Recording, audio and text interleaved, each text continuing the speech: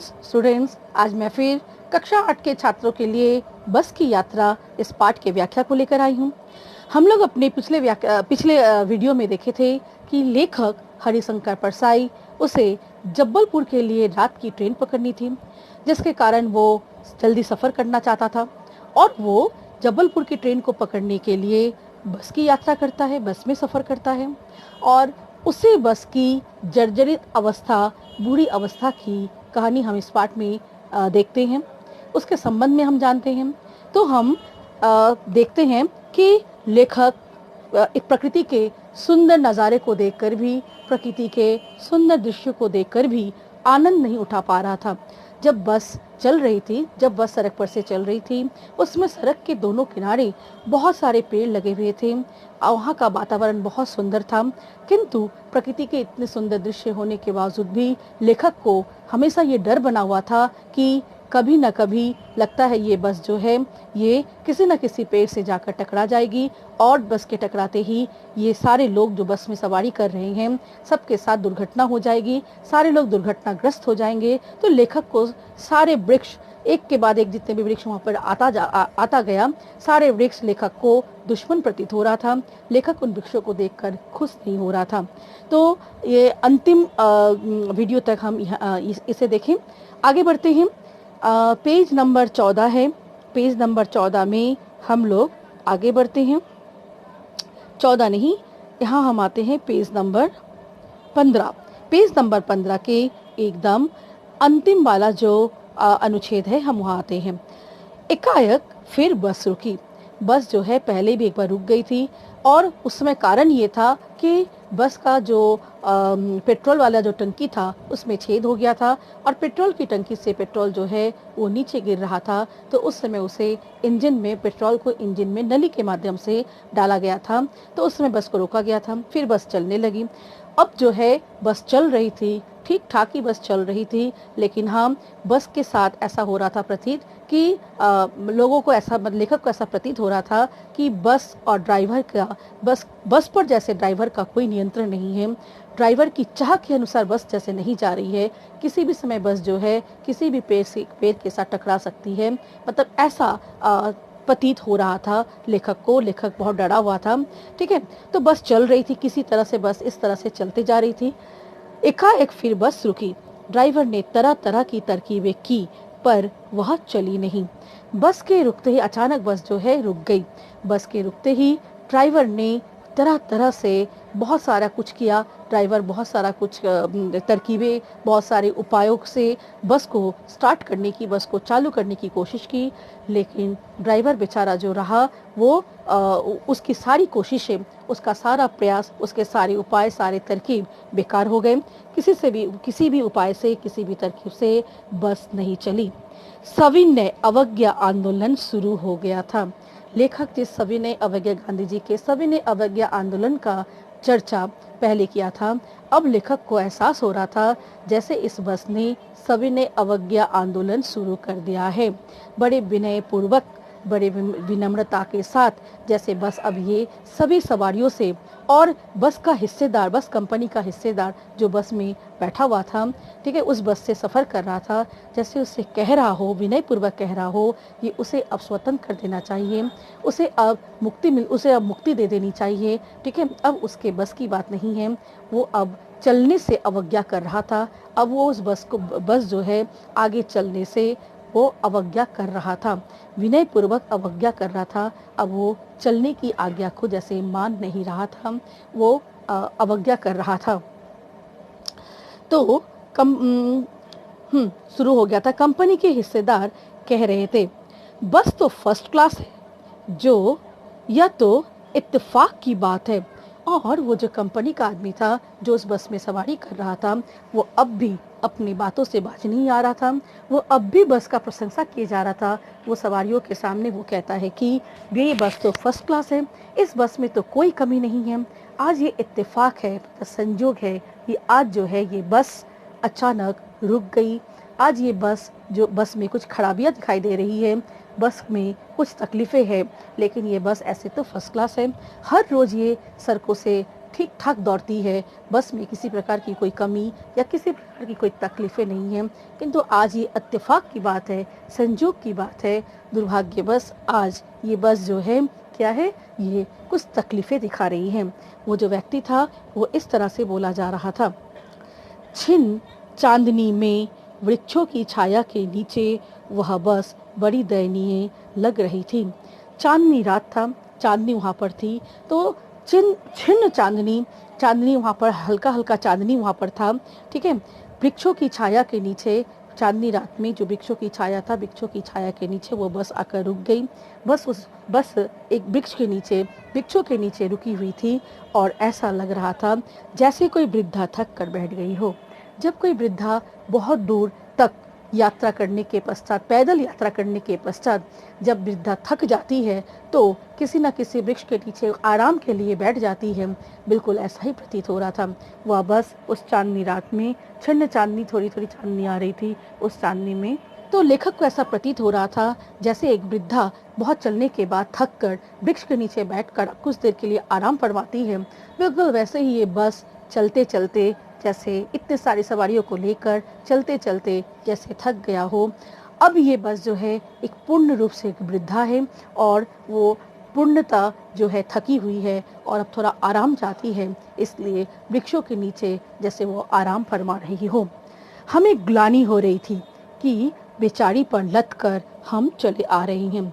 लेखक अपनी बात कह रहा है, लेखक कह रहा है जब ये बस इस तरह से रुक गई, उस समय लेखक को अपने पर बहुत ही क्रोध आना, अपने पर जैसे बहुत ही अपने आप को बहुत अपने पर उपेक्षा होना और अपने मन में बहुत ही मन में ये क्षोभ हो रहा था, इतना क्षोभ था कि हम जो हैं इस बस पर लद कर चले आ रहे हैं।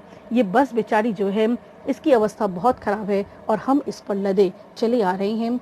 ये बस तब से हमारा भार ढोए जा रही है, ये बस तब से हमारा भार लिए जा रही है और ये बस हमें ढो कर यहाँ तक ले आई। हम तो इस बस के साथ हम अन्याय कर रहे हैं। तो लेखक के मन में काफ़ी ग्लानि हो रही थी, लेखक के मन में क्षोभ हो रहा था। लेखक को अपने आप से बहुत ही, लेखक को ऐसा प्रतीत हो जैसे लेखक अन्याय कर रहा है, तो लेखक को पश्चाताप हो रहा था और लेखक बहुत ही दुखी था कि जैसा उन्हें ऐसा करना नहीं चाहिए।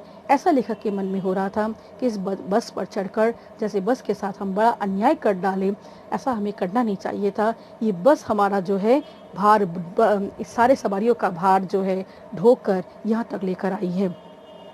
तो लेखक को अपने पर काफ़ी ग्लानि हो रही थी, मतलब उसे बहुत पश्चाताप हो रहा था, बहुत दुख हो रहा था, अपने मन में क्षोभ हो रहा था। ये सब अगर इसका प्राणांत हो गया तो इस बियाबान में हमें इसकी अंत्येष्टि करनी पड़ेगी। अगर इसका प्राणांत हो गया, प्राण का अंत, लेखक कहता है कि हम सबको ये ढोकर यहाँ लेकर आ रही है, हम सारे सवारियों का जो है बोझ इस पर है, हम इस पर लद कर बैठे हुए हैं, ऐसा करना उस पर अत्याचार है। अगर अचानक इस बस का प्राण अंत, मतलब इस बस का एकदम से बस अगर बैठ जाए, एकदम से बस अगर चलना बंद कर दे, अर्थात इस बस का इंजन जो है वो एकदम से अगर काम करना बंद कर दे, एकदम से रुक जाए, अर्थात बस का प्राणांत हो जाना, तो उस समय इस बस की अंत्येष्टि, मतलब जो अंतिम संस्कार है, तो जो इस सुनसान जगह पर इसके क्रियाक्रम को करना पड़ेगा, अंतिम क्रियाक्रम को करना पड़ेगा। बियाबान अर्थात सुनसान स्थान। आगे हिस्सेदार साहब ने इंजन खोला और कुछ सुधारा, बस आगे चली। उसकी चाल और कम हो गई थी। अब जो बस कंपनी का हिस्सेदार उस बस में बैठे हुए थे, उन्होंने उस बस के साथ बस के रुक जाने से बस के साथ वे कुछ करते हैं और बस के साथ कुछ करते ही बस जो है कुछ सुधारने का काम उन्होंने किया और कुछ सुधारने का काम करते ही बस जो है थोड़ी दूर और चली, थोड़ी और आगे तक चली, और किंतु इस बार जो है बस की जो रफ्तार थी वो पहले से भी कम हो गई थी। बस की रफ्तार पहले से कम हो गई थी। बस और जैसे जैसे रेंग रेंग कर बस चल रही थी। किसी तरह से बस जैसे आगे को बढ़ रही थी, जैसे बस को अपने बढ़ने का बिल्कुल ही मन नहीं था, जैसे ज़बरदस्ती उसे आगे बढ़ाया जा रहा था। और और बस की चाल तो कम हो गई। धीरे धीरे वृद्धा की आंखों की ज्योति जाने लगी। चांदनी में रास्ता टटोल कर वह रेंग रही थी। आगे या पीछे से कोई गाड़ी आती दिखती तो वह एकदम किनारे खड़ी हो जाती और कहती, निकल जाओ बेटी, अपनी तो वह उम्र ही नहीं रही। और अब ऐसा प्रतीत हो रहा था जैसे ये वृद्धा बस है, ये बिल्कुल वृद्धा है और इसके आंखों की ज्योति बिल्कुल ही न रह गई। आंखों की ज्योति एकदम छिन भर कर रह गया है और किसी तरह से वो चांदनी रात में रेंग रेंग कर किसी तरह से वो अपने को अपने पूरे काया को लेकर जैसे वो आगे बढ़ रही है। और पीछे से अगर कोई गाड़ी आता तो उस समय बस किनारे खड़ी हो जाती, जैसे वो पीछे वाले गाड़ियों को कहती कि तू जो है तुम जो हो, अभी तुम लोग जो हो ये जवान हो, अभी तुम्हारा ही समय है, अभी मुझ में ये क्षमता कहा कि मैं तुम लोगों का क्या करूं, तुम लोगों के साथ जो है मैं भी होड़ में रहूं, आगे बढ़ने की होड़ में रहूं। अब मुझ में ये क्षमता नहीं रही, मेरी उम्र हो चुकी है, तुम आगे बढ़ जाओ बेटी, ठीक है। और ऐसा कहते हुए जैसे वो बस किनारे को लग जाती। यहाँ पर व्यंग है। लेखक कहना चाहता है कि बस की अवस्था इतनी जर्जरित थी, बस की अवस्था, बस के इंजन की अवस्था इतनी बुरी थी, इंजन इतना कमजोर था, एक तो उसका चाल ठीक नहीं था और उस बस के सारे कलपुर्जे जो थे, कलपुर्जों का एक दूसरे के साथ सही सहयोग नहीं था। तो जब कोई पीछे से गाड़ी आता, बिल्कुल ही आवाज करता हुआ, हॉर्न बजाता हुआ कोई गाड़ी आता तो वो बस एकदम से किनारे खड़ी हो जाती और जैसे पीछे की गाड़ियों को कहती कि तुम आगे बढ़ो, मुझे जाने की कोई जल्दी नहीं है, मेरी उम्र बहुत अधिक हो गई है, मुझे इतनी जल्दी आने की कोई हड़बड़ी भी नहीं है, ठीक है। ऐसा जैसे बस कहती और बस जो है वो किनारे खड़ी हो जाती। ऐसी हालत बस की हो गई थी। एक पुलिया के ऊपर पहुंचे ही थे कि एक टायर फिस करके बैठ गया। अब जो है लेखक लेखक के मित्र सारे लोग उस बस में सफर कर रहे थे, बस में बैठे हुए थे। बस जैसे ही एक पुल के ऊपर, एक पुलिया के ऊपर, नीचे कोई खाई हुई होगा, एक पुलिया के ऊपर पहुंचा तो उस समय बस की एक टायर की हवा निकल गई। आवाज हुआ, फिर से आवाज हुआ और जो बस है उस बस का जो चक्का है हवा के निकल जाने से बिल्कुल ही पचक गया और बस जो है वो पुलिया पर ही रुक गया। मतलब बस उसका एक टायर जो है फिस करके बैठ गया। वो बहुत जोर से हिलकर थम गई। बस रफ्तार में थी, बस चल रही थी, लेकिन अचानक टायर से हवा के निकल जाने से बस बहुत जोर की बस जो है बहुत जोर से हिली, बहुत जोर से कंपन उत्पन्न हुआ और तब जाके रुकी। अगर स्पीड में होती तो उछलकर नाले में गिर जाती, लेकिन इसमें अच्छा यही था कि बस की स्पीड बहुत कम थी। बस की जो चाल या रफ्तार जो है वो पहले ही कम हो चुकी थी इंजन की कमजोर होने के कारण। तो बस अगर स्पीड में होती तो वो अवश्य ही अपने उस बुरी अवस्था वाले टायर के कारण, उस जर्जरित टायर के कारण, उस सरे हुए टायर के कारण बस अवश्य ही उछलकर नाले में जाकर गिरती और बस के सारे लोग दुर्घटनाग्रस्त हो जाते। एक जानलेवा घटना वहां पर घट जाती। वह मैंने उस कंपनी के हिस्सेदार की तरफ पहली बार श्रद्धा भाव से देखा। यहाँ पर फिर व्यंग है।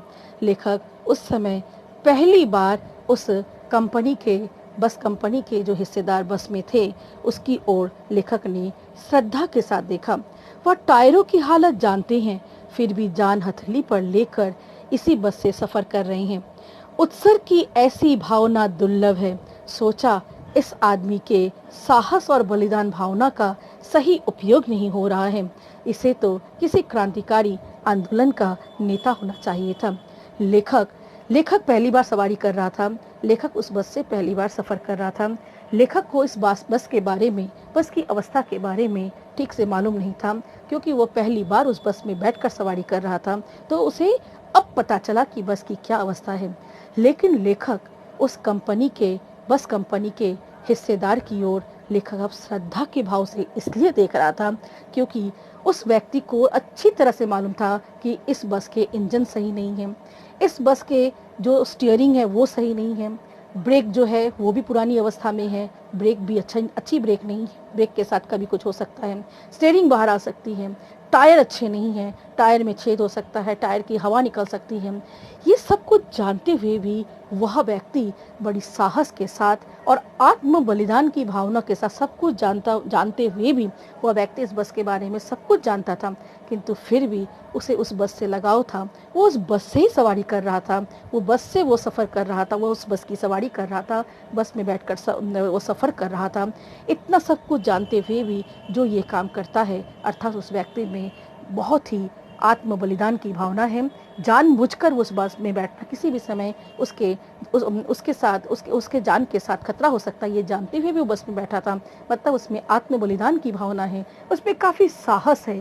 तो इतना साहस, इतना आत्म बलिदान की भावना जिस व्यक्ति में होता है तो उसे तो लेखक श्रद्धा से ही देखेगा।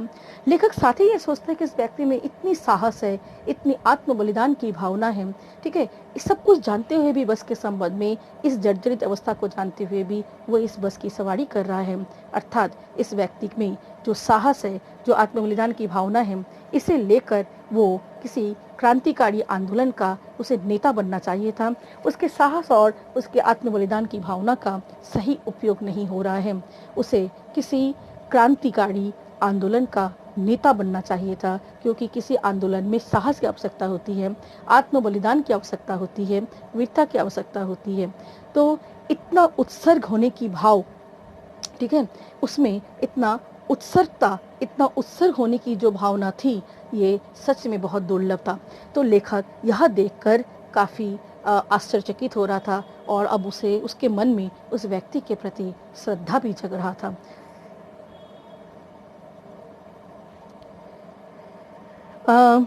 अगर बस नाले में गिर पड़ती और हम सब मर जाते तो देवता बाहे पसारे उसका इंतज़ार करते। यहाँ पे व्यंग है।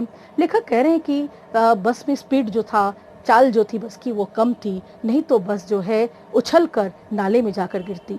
और बस ऊपर से अगर नाले में जाकर गिरती तो सारे के सारे जो यात्री बस में बैठे हुए थे सब के सब स्वर्ग को सिधर जाते, और सारे जो हैं स्वर्ग को तो सिधरते ही, साथ में ही जो बस कंपनी का हिस्सेदार है वो भी स्वर्ग को जाता। और उस समय देवता बाहे पसारे उसे गोद लेते हुए कहते कि तू भाई जो है, तू इस कंपनी का हिस्सेदार है, तो तेरे में बड़ी ही आत्म बलिदान है।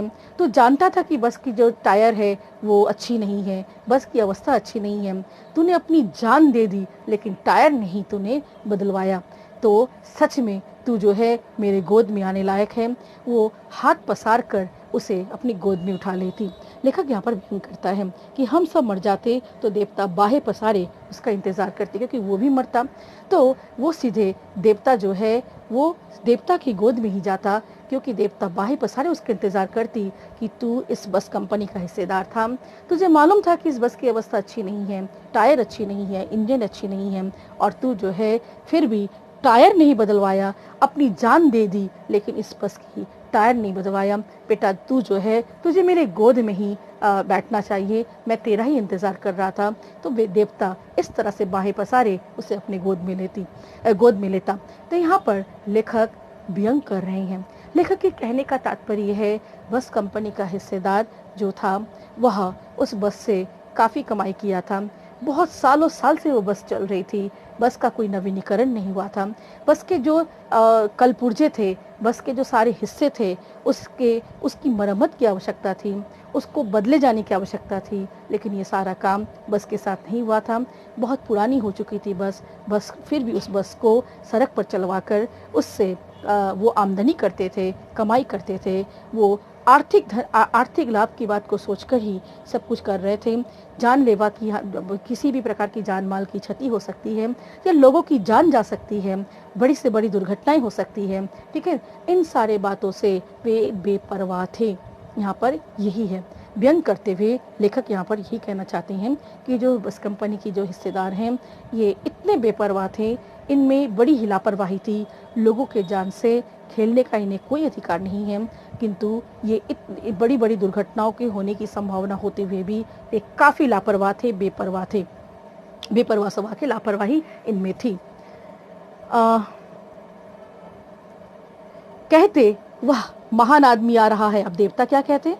वह महान आदमी आ रहा है जिसने एक टायर के लिए प्राण दे दिए, मर गया पर टायर नहीं बदला।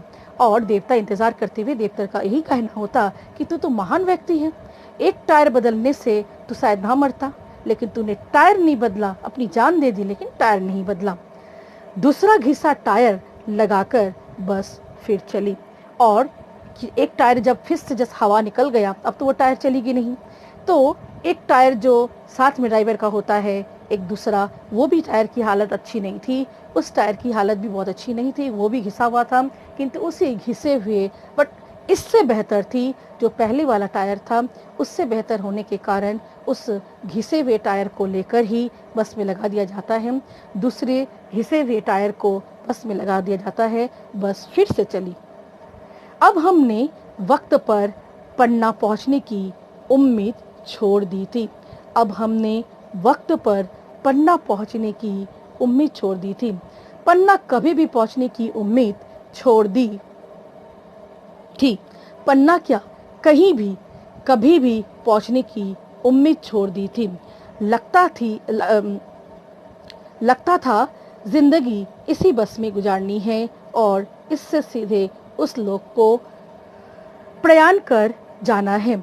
इस पृथ्वी पर उसकी कोई मंजिल नहीं है। हमारी बेताबी तनाव खत्म हो गए, हम बड़ी इत्मीनान से घर की तरह बैठ गए। चिंता जाती रही, हंसी मजाक चालू हो गया। अब लेखक जो कि बस की सवारी कर रहे थे, जहां उन्हें पहुंचना था, जिस मंजिल को उसे पहुंचना था, अब उन्हें ऐसा लग रहा था कि हमने वक्त पर पन्ना पहुंचने की उम्मीद छोड़ दी थी। लेखक को पन्ना पहुंचना था, अब उन्हें पन्ना पहुंचने की उम्मीद उनमें से जाती रही। स्टूडेंट, मैं यहाँ पर एक बात बताना चाह रही हूँ। एकदम शुरू में जब हम लोग इस पाठ को शुरू किए थे, उस समय एकदम ऊपर में 2 लाइन थोड़ा देख लीजिए, जहाँ पर हम बोले थे कि बस शाम के 4 बजे की बस को उन्हें लेना था।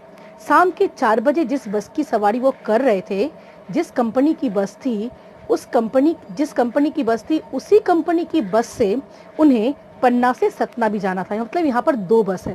कहने का तात्पर्य है कि सबसे पहले शाम के 4 बजे की बस में लेखक और लेखक के मित्र बैठे हैं, ठीक है, जो कि पन्ना को जा रहे हैं, और पन्ना से इसी कंपनी की बस सतना ले जाएगी, ठीक है, और सतना से उन्हें रात की ट्रेन जो जबलपुर को जाती है उसमें उन्हें चढ़ना है। थोड़ा सा एकदम शुरुआत में थोड़ा सा कंफ्यूजन हो गया है, थोड़ा सा संदेहजनक यहाँ पर थोड़ा सा जो है व्याख्या थोड़ा बदलाव होना है, व्याख्या में थोड़ा सा बदलाव है। हम 5 मित्र ने तय किया कि शाम 4 बजे की बस से चले। शाम के 4 बजे की बस वो लिए थे, ठीक है। जिस कंपनी की बस थी उस कंपनी की बस से ही उन्हें पन्ना से सतना भी जाना था, क्योंकि यहाँ पे लिखा हुआ है कि पन्ना से इसी कंपनी की बस सतना के लिए घंटे भर में मिलती है। मतलब लेखक और लेखक के मित्र शाम के 4 बजे बस में बैठे थे पन्ना के लिए, ठीक है। थोड़ा सा यहाँ पर ये बदलाव है, इसको थोड़ा ध्यान में रखना है। तो लेखक और लेखक के मित्र एकदम जहाँ से कहानी शुरू होती है, शाम के 4 बजे के बस में वो बैठते हैं और वो बस उन्हें पन्ना तक ले जाती है, ठीक है। पन्ना तक ले जाने की बात है, और पन्ना जाने के बाद घंटे भर में उन्हें इसी कंपनी की बस मिलेगी जो कि सतना तक ले जाएगी, ठीक है। थोड़ा सा ये बदलाव, ये थोड़ा सा यहाँ पर ये बदलाव रहेगा, इसको थोड़ा ध्यान में रखिएगा। तो लेखक, अब हम अंत में आते हैं, तो लेखक को पन्ना पहुंचना था, पहले वो पन्ना पहुंचेंगे, पन्ना से अब सतना के लिए उन्हें इसी कंपनी की बस जो है सतना ले जाएगी, और सतना से रात का ट्रेन जबलपुर के लिए उन्हें मिल जाएगा। तो यहाँ पर लेखक अब पन्ना पहुंचने की उम्मीद छोड़ चुके थे। लेखक सिर्फ पन्ना पहुंचने की उम्मीद ही नहीं छोड़े थे, पहुंचने की उम्मीद छोड़ दी थी, पन्ना कभी भी पहुंचने की उम्मीद छोड़ दी थी, और रात में लेट हो जाएगा, आधी रात में पन्ना पहुंचेंगे, ठीक है। होता है ना कि 1 घंटा लेट होगा, 2 घंटा लेट होगा, लेखक अब लेट ही नहीं, कभी भी पन्ना नहीं पहुंचेंगे। लेखक ने अब ये सोच लिया था, अब उन्हें पन्ना कभी भी नहीं पहुंचना है, कभी पन्ना पहुंचना ही है, उनकी अब सारी जिंदगी उन्हें बस में ही गुजारनी है। जिंदगी इसी बस में गुजारनी है। मतलब बस की ऐसी अवस्था थी, बस रास्ते में चलते समय चलते हुए कई बार बस रुकी थी, कई बार उनकी मरम्मत करनी पड़ी थी। हर बार बस को कुछ ना कुछ करके तरकीब के साथ, उपाय के साथ बस को चलाया गया, तब जाकर बस चली।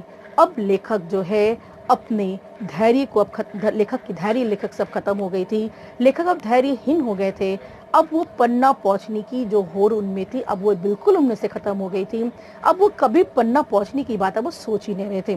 शाम के 4 बजे की बस में वो चढ़े थे, जहाँ से उन्हें पन्ना पहुंचना था, ठीक है। और पन्ना जैसे वो पहुंचेंगे, पन्ना पहुंचने के बाद उन्हें पन्ना से इसी कंपनी की बस सतना ले जाएगी। घंटे भर में वहाँ पे हर 1 घंटे के बाद वहाँ बस आती है, और इसी कंपनी की बस जो है ले जाना है, जो कि सतना को ले जाएगी, और सतना से जबलपुर के लिए ट्रेन।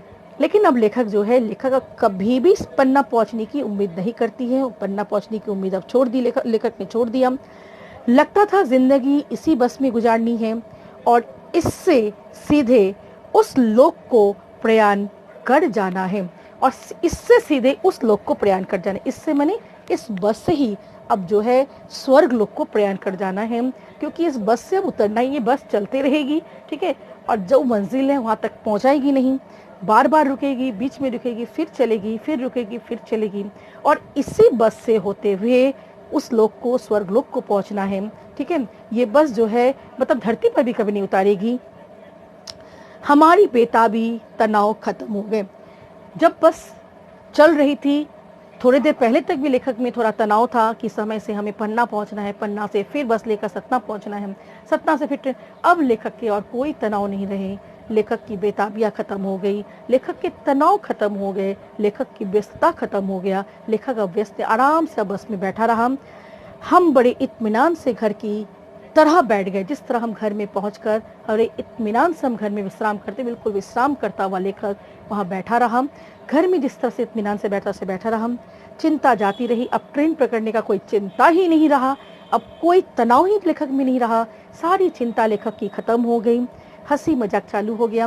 सिर्फ लेखक ही नहीं, बस के सारे सवारी जो थे, सारे सवारियों को पहुंचने की जो व्यस्तता थी, जो जल्दी थी, सब में से वो चिंता खत्म हो गया, बेताबियाँ खत्म हो गया, तनाव खत्म हो गया, ठीक है। और वे जो हड़बड़ कर रहे थे कि जल्दी पहुंचना है, जल्दी जाना है, सभी अब ये बोलना छोड़ दिए। अब सब बैठे हैं, आराम से बैठे हुए हैं, ठीक है। और सभी जो है आराम से अब हंसी मजाक कर रहे हैं। सभी का हंसी मजाक चालू हो गया था। किसी बस से उन्हें अब स्वर्ग को ही सीधे पहुंचना है। सारी जिंदगी उन्हें अब इसी बस में गुजारनी है, और समय आने पर इसी बस से वे स्वर्ग लोक को भी पहुंच जाएंगे, ठीक है। और उन्हें और कहीं नहीं जाना है। उनकी मंजिल और यहाँ से पृथ्वी की किसी भी जगह उनकी इस बस की मंजिल नहीं है। तो यहाँ पर इतना व्यंग है। कहने का तात्पर्य है, बस की इतनी जर्जरित अवस्था, इतनी बुरी अवस्था, इस तरह से लेखक और जो सवारी, दूसरे सवारी थे, बस में सवारी करते करते, बस में सफ़र करते करते थक गए थे। वे अब जो थे, अब वे इत्मीनान से बैठ गए थे, अब और कुछ नहीं सोच रहे थे। तो इस पार्ट में हम देखते हैं, इस पार्ट से हमें यही संदेश मिलता है कि सारे वस्तुओं के, सभी वस्तुओं में, और जो ऐसी वस्तुएं जो तकनीक से चलती हो, जो ऐसी वस्तुएं होती हैं, समय के साथ साथ इनमें नवीनीकरण की आवश्यकता होती है। समय के साथ साथ इसे मरम्मत की आवश्यकता होती है। और जब एकदम से वस्तु छिन्न और कमज़ोर पड़ जाता है, तो उसे बदलने की भी आवश्यकता होती है। उसे त्यागने की अगर आवश्यकता हो, तो पूरे माने तकनीक से चलने वाली वस्तुओं को अंततः हमें पूरी तरह से हमें त्यागना भी पड़ता है, और हमें नए वस्तु लेने होते हैं। तो यहाँ पर लेखक व्यंग करता है।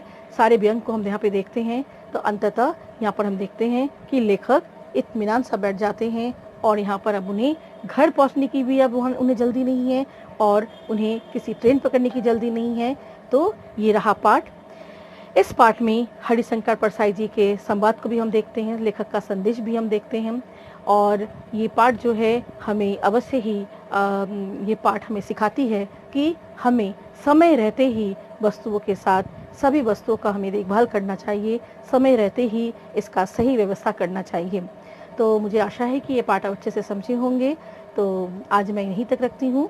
अगले वीडियो में मैं इसके गद्यांश पर आधारित प्रश्नों को लेकर, शब्दार्थों को लेकर मैं आऊँगी। ठीक है, और आज के लिए इतना ही। धन्यवाद स्टूडेंट्स।